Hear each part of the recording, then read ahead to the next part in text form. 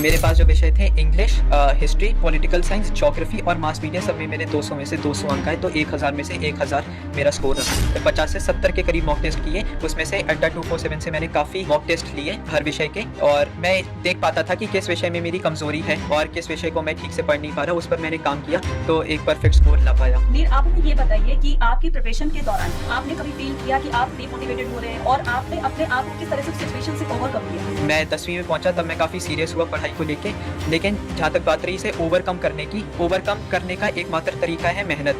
काफ़ी पढ़ाई की, मैं 4-5 बार हर विषय की एनसीईआरटी को पढ़ा, और मैं तो कहना चाहूँगा कि लाइन बाय लाइन पढ़िए ताकि कुछ भी छूट ना पाए। मुझे इस बात की खुशी है कि मैं अपने माता पिता और अपने अभिभावकों और एवं तमाम शिक्षकों को गौरवान्वित महसूस करा पाया। ऑनलाइन से पढ़कर बने टॉपर। तो आज हम आपको एक ऐसे स्टूडेंट से मिलाने जा रहे हैं जो ऑनलाइन पढ़कर सीयूईटी अड्डा 24/7 के रिजल्ट को लेकर इतने ज्यादा एक्साइटेड थे कि उन्होंने अपने उस मुकाम को हासिल करने के लिए जो जी जान से मेहनत करी सीयूईटी अड्डा 24/7 के साथ। इसमें उस बच्चे का क्या स्ट्रेटजी रही, क्या रोल रहा, वही सब जानेंगे हम आज के इस इंटरव्यू में।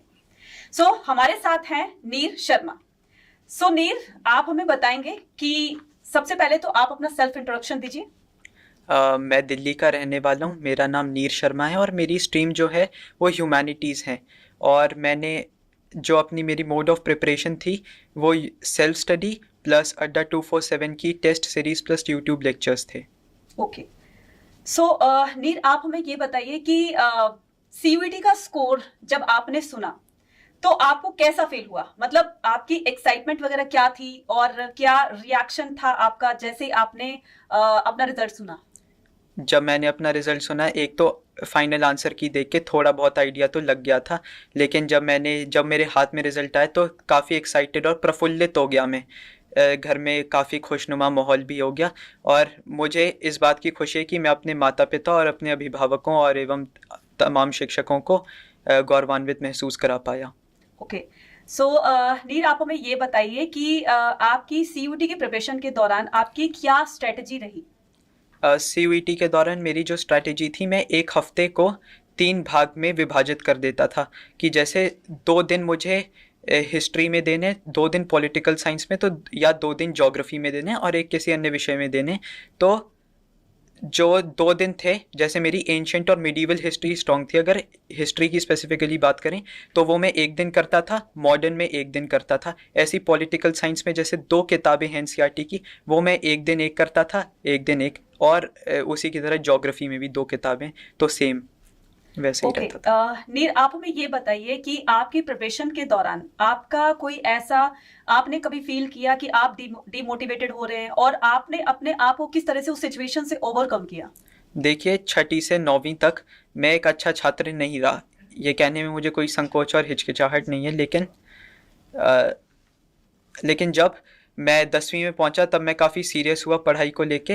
लेकिन जहाँ तक बात रही इसे ओवरकम करने की, तो ओवरकम करने का एकमात्र तरीका है मेहनत, और कहीं ना कहीं लॉकडाउन के दौरान मुझे पढ़ने में रुचि भी बनी मेरी एसएसटी जैसे सब्जेक्ट्स के प्रति, तो मैं ज़्यादा पढ़ने लगा, तो अपने आप एक इंटरेस्ट डेवलप हो गया, जिसकी वजह से आज मैं यहाँ पर बैठा हूँ।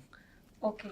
और नीर, आप हमें ये बताइए कि बोर्ड के साथ साथ में आपने सीयूईटी की प्रिपरेशन कैसे करी? बोर्ड के साथ साथ में पहले, जैसा कि मैंने बताया कि मैंने जनरल टेस्ट के लिए ऑप्ट नहीं किया, तो उसकी प्रिपरेशन तो मतलब मुझे करनी पड़ी नहीं, लेकिन बोर्ड्स के साथ साथ ही मैंने तैयारी की, एनसीईआरटी को बार बार पढ़ा, और ज़्यादातर तैयारी जो थी डोमेन्स की वो कवर हो गई बोर्ड एग्ज़ाम्स में। लेकिन बोर्ड एग्ज़ाम्स के बाद मैंने 1-2 दिन विश्राम करके मैंने काफ़ी पढ़ाई की। मैं 4-5 बार हर विषय की एनसीईआरटी को पढ़ा, और मैं तो कहना चाहूँगा कि लाइन बाय लाइन पढ़िए ताकि कुछ भी छूट ना पाए। ओके। नीर, आप हमें ये बताइए कि जो कंटेंट होता है किसी भी एग्जाम की प्रिपरेशन करने में, वो कितना मैटर कर रहा है और आपने ये कंटेंट कहाँ से कलेक्ट किया जिससे कि आपको सीयूईटी में इतना अच्छा स्कोर करने में आपको हेल्प मिली? देखिए, मुख्य रूप से अगर मैं कहूँगा तो मेन मटेरियल एनसीईआरटी होनी चाहिए, लेकिन टेस्ट सीरीज और ऑनलाइन लेक्चर्स उतने ही इंपॉर्टेंट है। कि जैसे अगर मैं अंग्रेजी की बात करूँ तो उसके अंदर मेरा बोर्ड में काफ़ी अच्छा प्रदर्शन नहीं रहा, लेकिन सीयूईटी में मैं 200 में से 200 स्कोर कर पाया इंग्लिश लैंग्वेज में। तो ये मुझे काफ़ी अच्छा लगा कि मैंने ऑनलाइन लेक्चर्स देख के इंग्लिश के ये किया। साथ ही साथ टेस्ट सीरीज़ जो होती है वैसा एक माहौल आपको प्रदान करती है, जिससे आप देख सकते हैं कि आपकी जो तैयारी है वह किस स्तर पर है। ओके। सो ये जो मॉक टेस्ट हैं या फिर आपके जो सिंपल पेपर्स हैं या पीवाईक्यूज हैं, सो ये इस सभी चीज़ों ने आपको किस तरह से हेल्प किया, और आपने ये सारी चीज़ें किसी पर्टिकुलर जो प्लेटफॉर्म होते हैं या फिर ऑनलाइन है या फिर ऑफलाइन है या पर्टिकुलर बाहर से आपने मार्केट वगैरह से लिए, तो ये आपने जो भी सोर्स है ये कहाँ से कलेक्ट किया आपने? देखिए, जैसे मैं आपके स्टूडियो में बैठा हुआ ही हूँ, तो जाहिर सी बात है मैं अड्डा 247 से ही ये सब लिए। और ये मुझे कहने में इस बात का कोई संकोच नहीं कि 5 से 10 प्रश्न हर विषय में देखने को मिले, हर विषय की परीक्षा में देखने को मिले, जिसमें मुझे उन्हें हल करने में कोई ज़्यादा परेशानियों का सामना नहीं करना पड़े। इससे मेरे समय की भी बचत हुई। ओके।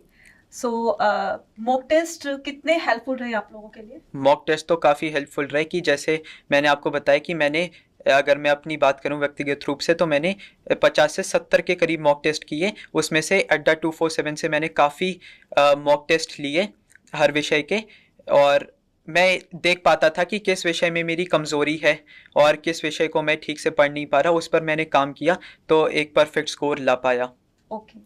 सो नीर, आप हमें ये बताइए कि कोई बच्चा अगर एग्जाम प्रिपरेशन के दौरान बहुत ज़्यादा स्ट्रेस में होता है, तो उस सिचुएशन से उन स्टूडेंट्स को कैसे बाहर निकलना है, मतलब आपके एक्सपीरियंस के अकॉर्डिंग अगर मैं पूछूं तो? देखिए, व्यक्तिगत अनुभव की मैं बात करूं तो कभी भी अगर मुझे ऐसा लगा कि कहीं पर मेरी तैयारी ठीक नहीं जा रही या कुछ विवेचना उत्पन्न हो रही है, तो मैंने अपने अभिभावकों, माता पिता, चाहे मेरे ग्रैंड पेरेंट्स हैं, दादा दादी हैं, उनसे मैंने बात की।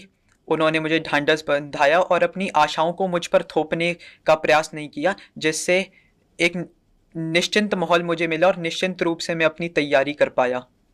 आपकी जो लास्ट स्ट्रेटेजी थी, मींस आपका एग्जाम है और एग्जाम से पहले जो भी आपने अपनी रिवीजन वगैरह जो भी कुछ किया, तो आपने वो कहाँ से किया कि लास्ट मोमेंट पर अगर कोई स्टूडेंट अगर कोई रिवीजन करना चाहता है, तो आपकी क्या स्ट्रेटेजी थी उस दौरान जब आप एग्जाम देने जा रहे थे? देखिए, पहले तो मेरी कोशिश ये रहती थी कि एग्जाम से पहले जितने क्वेश्चंस मैं देख सकूं, क्योंकि एनसीईआरटी पढ़ने का औचित्य नहीं है इतने कम समय में। तो जैसे अड्डा 247 की लाइव स्ट्रीम्स होती थी, उसके अंदर पीवाईक्यूज कराए जाते थे 360 सीरीज नाम से। तो मैंने उनसे काफ़ी पढ़ाई की कि मुझे एक आइडिया लग गया कि पिछले साल किस प्रकार के प्रश्न पूछे गए थे। तो एक मुझे लेवल पता लग गया कि परीक्षा का स्तर क्या होने वाला है। तो उससे मुझे काफ़ी मदद मिली। ओके। तो आपने 360 जो सीरीज है हमारी, जी वो आपने पूरी देखा और जी इसी से आपने थोड़ा सा आइडिया लगा लिया था कि इस तरह के क्वेश्चंस आते हैं? जी, उससे एक आइडिया लग गया था। ओके। सो आप हमें जो अभी 2025 के जो स्टूडेंट है, अभी आपके जूनियर्स जो हैं वो अभी एग्जाम देने जाएंगे जब जी 25 का, सो उसमें स्टूडेंट्स के लिए क्या ऐसा आप मैसेज कन्वे करना चाहते हैं कि जिससे कि वो अपने बोर्ड एग्जाम के साथ साथ में अपनी सीयूटी की प्रिपरेशन कर सके, और कहाँ से वो सोर्स कलेक्ट कर सके जहां से वो अपना अच्छा स्कोर कर सकते हैं दोनों एग्जाम्स के अंदर? देखिए, मैं तो कहूँगा कि बोर्ड की परीक्षाओं को सीयूईटी के कारण हल्के में नहीं लेना चाहिए। आपकी आधी तैयारी डोमेन सब्जेक्ट्स की आपके बोर्ड प्रिपरेशन के दौरान ही हो जानी चाहिए। और अभिभावक चाहे कहीं पर भी हों, चाहे स्कूल के हों, आप किसी कोचिंग संस्था जाते हैं या यूट्यूब से पढ़ते हैं, उन्हें आपको ध्यान से सुनना चाहिए।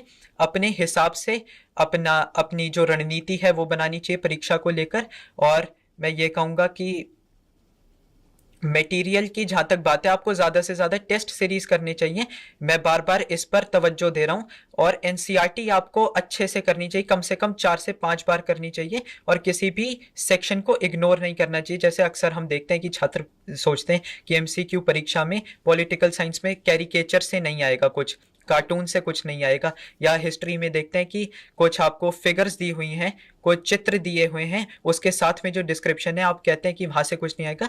तो जब हम परीक्षा देने जाते हैं, वहाँ से प्रश्न बनता है तो अप्रत्याशित होता है। तो मैं तो यही कहूँगा कि हर एक चीज़ को चाहे किसी भी विषय की हो, उसे लाइटली नहीं लेना चाहिए। ओके।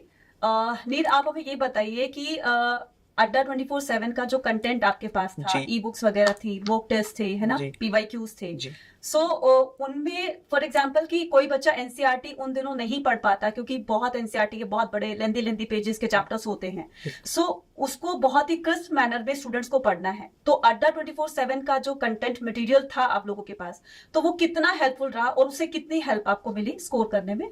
देखिए जैसे लास्ट मिनट प्रिपरेशन थी, तो ज़्यादातर जो हम देखते हैं कि अगर हम टेस्ट सीरीज़ की बात करें तो इतनी सारी टेस्ट सीरीज होती हैं, उसमें इतने सारे मॉक होते हैं, तो यूजुअली कवर हो जाता है सारा सिलेबस। तो एक तो आप वो करके रखिए, तो आपको मैं तो कहूँगा कि 70 से 80% पेपर उसी से आता है, तो वो हो जाएगा। और साथ ही साथ जहाँ तक ई बुक्स की बात रही, तो एक कंसाइज मैनर में पता लग जाता है, लेकिन फिर भी मैं सजेस्ट करूंगा कि ई बुक्स आप लास्ट के लिए छोड़िए, लेकिन एनसीईआरटी को ऐसा मत करिए कि बिल्कुल ही छोड़ दीजिए। वो केवल आपकी तैयारी का एक माध्यम हो सकता है, तैयारी आपको ही करनी है।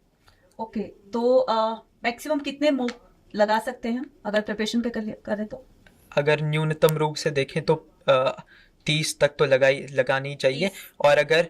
और अगर मैक्सिमम देखें तो 70 के करीब। मैक्सिमम 70 के करीब और मिनिमम 30 के करीब, तो इससे बच्चों का जो है वो इजीली मतलब सुबह आप पढ़ाई कीजिए, जैसे मैं अपने व्यक्तिगत रूप से बता रहा हूँ, मैं बार बार कह रहा हूँ, रणनीति हर बच्चे की एक नहीं होती। आपको ये देखना है कि आप किस में ज़्यादा कंफर्टेबल हैं। तो जैसे मैं क्या करता था कि सुबह मैंने चैप्टर पढ़ा, मान लो मैंने एंशियंट हिस्ट्री की, पहले से आता भी था मुझे, जैसे ऐसा तो था नहीं पहली बार मैं किताबों को छू रहा था, तो मिडीवल और मॉडर्न हिस्ट्री थोड़ी बहुत आती थी, एंशियंट मैंने सुबह की थी, तो मैं मॉक देने लग गया शाम को। ओके, तो ये डिवाइड हो जाता है दिन की, शाम को मॉक करूंगा, सुबह पढ़ाई करूंगा। ठीक है। सो ऑनलाइन प्लेटफॉर्म, अगर कोई स्टूडेंट जो प्रिपरेशन करता है ऑनलाइन, तो वो कितना ज्यादा हेल्पफुल रहता है? फॉर एग्जांपल कि अपने आप पढ़ने का उसके पास टाइम नहीं है, तो क्या ऑनलाइन से क्या वो बच्चा स्कोर कर सकता है? देखिए ऑनलाइन जो है हाल ही के दिनों में ये तो बहुत अच्छी चीज़ आई है, कोविड की ही देन है कि ये पॉपुलर हुआ है ये प्लेटफॉर्म। तो ऑनलाइन में एक तो आपका ट्रैवलिंग टाइम कम होता है, उसमें आपका समय ज़ाया नहीं होता, अपने घर बैठे अपने घर के कंफर्ट में अपनी सराउंडिंग्स और इन्वायरमेंट में आप पढ़ाई कर सकते हैं। तो ये काफ़ी हेल्पफुल रहता है कि आपका एक टाइम वेस्ट नहीं हो सकता, कभी भी लेक्चर्स को रिविजिट कर सकते हैं। और साथ ही साथ आपका ट्रैवलिंग टाइम फिर मैं कह रहा हूँ कि लगता ही नहीं। आपको अड्डा 24/7 के बारे में कब और कैसे पता चला? नहीं, यूट्यूब फीड पर आ गया था, तो मैंने शुरू कर दिया थोड़ा बहुत देखना। और काफ़ी मैंने तैयारी भी की बाकी विषयों की, जैसे मैंने आपको बताया कि मैं 360 सीरीज़ देखी और मुझे वो उसके प्रश्न अच्छे लगे, तो मैं बाद में टेस्ट सीरीज़ भी खरीदी। ओके। और एक टीचर का क्या रोल रहता है? मतलब अगर मैं बात करूं, जैसे आपने 360 डिग्री जो सीरीज थी हमारी वो देखी आपने, तो आपको जो भी टीचर पढ़ाते हैं, आपने जो भी सब्जेक्ट्स की अपने टेस्ट सीरीज देखी होगी, देन वो टीचर पर्टिकुलर क्या इम्पोर्टेंट रोल प्ले करता है किसी भी प्रिपरेशन को बहुत अच्छा बूस्टअप करने के लिए? देखिए पहली बात तो ये कि बूस्ट अप तो आपकी हो जाती है प्रिपरेशन, अगर आप ऐसे वीडियोस देखते हैं तो। साथ ही साथ जैसे टीचर्स को एक्सपीरियंस भी आ जाता है सीयूईटी सेंट्रिक की, 3 साल से वो उसी परीक्षा की तैयारी करवा रहे हैं, तो उन्हें काफ़ी एक्सपीरियंस भी रहता है कि किस प्रकार के प्रश्न आ रहे हैं। आप एक तो निःशुल्क उनकी सेवाओं का लाभ उठा सकते हैं। और नीर, आपका स्कोर क्या रहा डिफरेंट सब्जेक्ट्स में जो भी आपके डोमेन्स थे और जीटी लैंग्वेज वगैरह में? सर की मैम, जैसे मैंने देखा कि मेरे पास जो विषय थे English, history, political science, geography और मास मीडिया, सब में मेरे 200 में से 200 अंक आए, तो 1000 में से 1000 मेरा स्कोर रहा। Very nice. और सभी में फुल स्कोर रहा आपका? जी मेरा फुल स्कोर ओके, रहा। सो आर यू हैप्पी?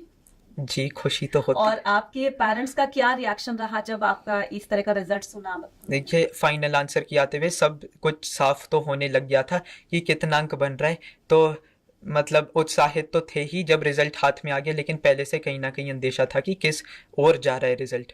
आपके फ्रेंड्स, आपके स्कूल टीचर्स और आपके रिलेटिव्स आपके रिजल्ट्स को सुनकर बहुत बहुत ज्यादा खुश हुए होंगे, राइट? तो जी।